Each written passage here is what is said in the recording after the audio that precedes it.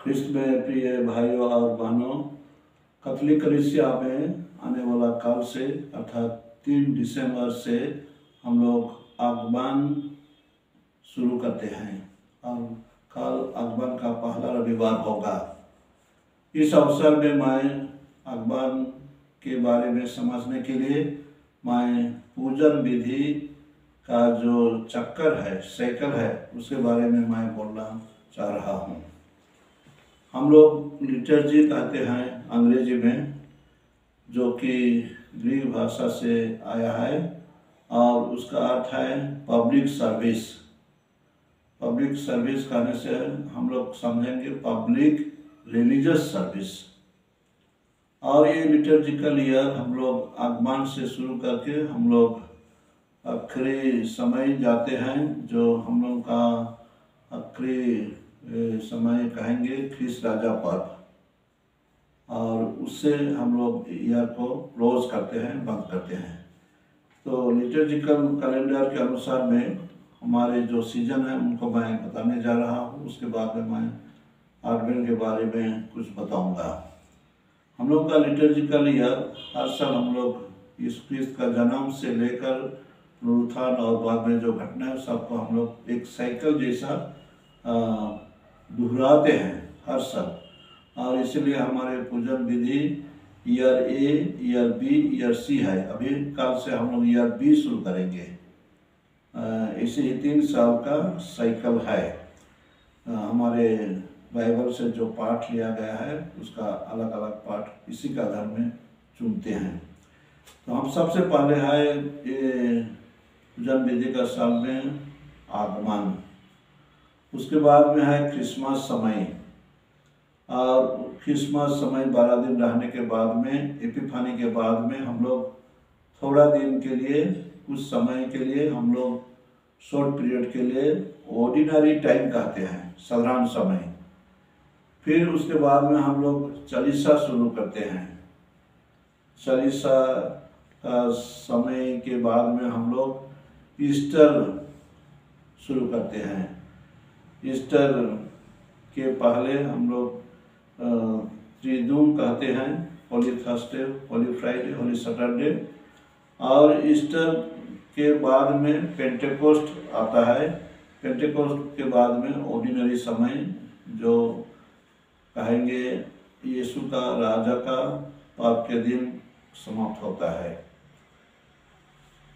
Advent शब्द Latin से ही आया है, एडवेंटुस, जिसका अर्थ है आगमन, अराइवल, चाहे कमिंग। और इसका व्यवहार शुरू में बड़े आदमी लोग कोई निर्दिष्ट जगह निर्दिष्ट समय में आते थे तो उसको एडवेंटुस कहा जाता है।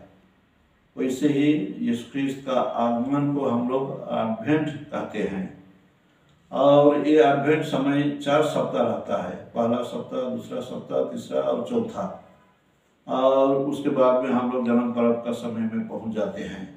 ये 4 सप्ताह और 4 रविवार अलग अलग दृष्टिकोण से इसका पालन करता है। जैसे हम लोग यीशु ख्रीस्त का आगमन को 2 तरीका से देखते हैं। एक है ऐतिहासिक तरीका से, हिस्टोरिकल कमिंग ऑफ जीसस, और दूसरा है हम लोग दूसरा आगमन, चाहे सेकेंड कमिंग ऑफ जीसस, इसे हम लोग समझ सकते हैं। लेकिन हम लोग देखते हैं कलीसिया का इतिहास में संत बर्नार्ड क्लेरवॉन वो कहते हैं कि यीशु ख्रीस्त का आगमन 3 प्रकार भी हो सकता है, ऐतिहासिक आगमन और दूसरा आगमन अंतिम दिन में।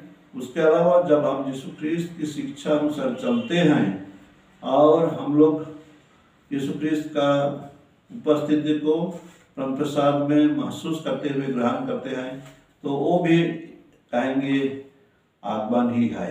यीशु ख्रीस्त हमारे जीवन में आते हैं।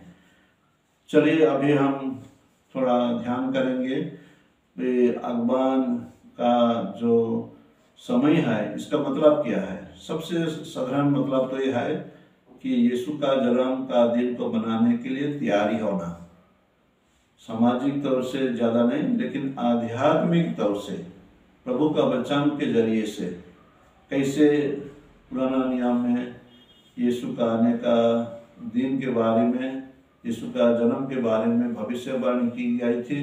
इसायास नबी का पुस्तक में पाते हैं यीशु को एक ज्योति की रूप में वर्णन किया गया है, और दूसरे पुस्तक में भी हम लोग पाते हैं। तो हम लोग यीशु को ग्रहण करने के लिए अपने को आध्यात्मिक रूप से वचन के जरिए से हम लोग तैयारी करते हैं। ये हम लोग का एक सोच है और हम लोग उससे वैसे ही करते हैं।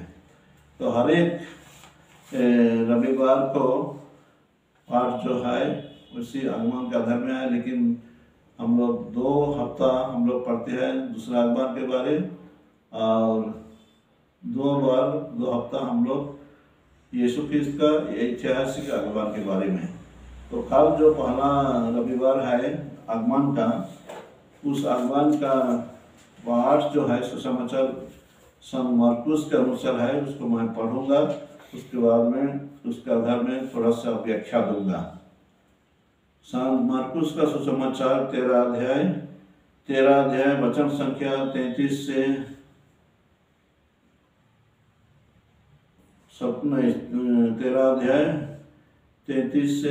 37 तक।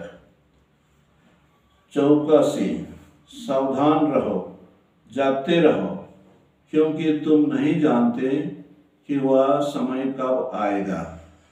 या कुछ ऐसा है जैसे कोई मनुष्य विदेश चला गया हो, उसने अपना घर छोड़कर उसका भार अपने नौकरों को सौंप दिया हो, हरेक को उसका काम बता दिया हो, और द्वारपाल को जागते रहने का आदेश दिया हो।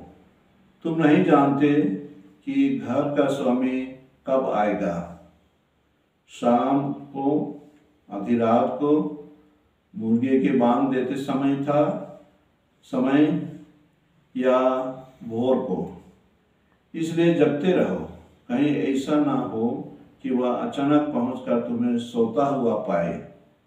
जो बात मैं तुम लोगों से कहता हूँ वही सबों से कहता हूँ, जागते रहो। तो ये जो पाठ सुने हम लोग, ये जागते रहने के लिए एक सलाह और प्रेरणा दिया गया है। और हम लोग इस समय में आध्यात्मिक तौर से अपने को तैयारी करते हैं, और इसमें हम लोग जैसे पुरोहितों का जो मिसा का लुगा रहता है वो बैंगनी रंग रहता है और पर्पल रहता है, और हम लोग हर सप्ताह में एक कैंडल जलाते हैं, और उसमें कैंडल जलाकर पहला सप्ताह, दूसरा सप्ताह, तीसरा, चौथा, ऐसे हम लोग तैयारी करते आगे बढ़ते हैं। तो इसमें आध्यात्मिक तौर से तैयारी होने का मतलब यही है कि हम लोग कुछ समय वचन के आधार में मनोचिंतन करेंगे, और जरूर हमारे जो सक्रमेंट है पाप स्वीकार संस्कार, उस संस्कार को हम अच्छी तरह से तैयारी होकर हम लोग ग्रहण करेंगे। ये संस्कार से हम मेल मिलाप करते हैं, ईश्वर से अपने पापों के लिए क्षमा मांगते हैं, और पड़ोसी भाई बहनों से हम लोग भी उनसे क्षमा मांगते हैं। इसलिए ये कहेंगे हम पाप स्वीकार संस्कार के जरिए हम लोग अपने को शुद्ध करेंगे, पवित्र रखेंगे, और प्रभु का आने का दिन को हम आत्मिक तौर से हम प्रस्तुत रहेंगे। ये रहा आध्यात्मिक तौर से। फिर हम लोग का जो है हम लोग पारिवारिक प्रार्थना, चाहे सामूहिक प्रार्थना, ये सब करेंगे। प्रार्थना वचन के माध्यम में और दूसरे भले कर्मों के द्वारा, चाहे कोई लोग कोई बुरी आदत भी छोड़ देते हैं, ये भी एक तैयारी है। तो इसे करके हम लोग तैयारी करते हैं। तो प्रिय भाइयों और बहनों, मैं आज आगमन के बारे में कुछ आभास दिया हूँ, कुछ शिक्षा दिया हूँ, और ये आगमन का समय हमारे लिए प्रभु यीशु ख्रिस्त का जन्म पर्व मनाने के लिए तैयारी का समय है।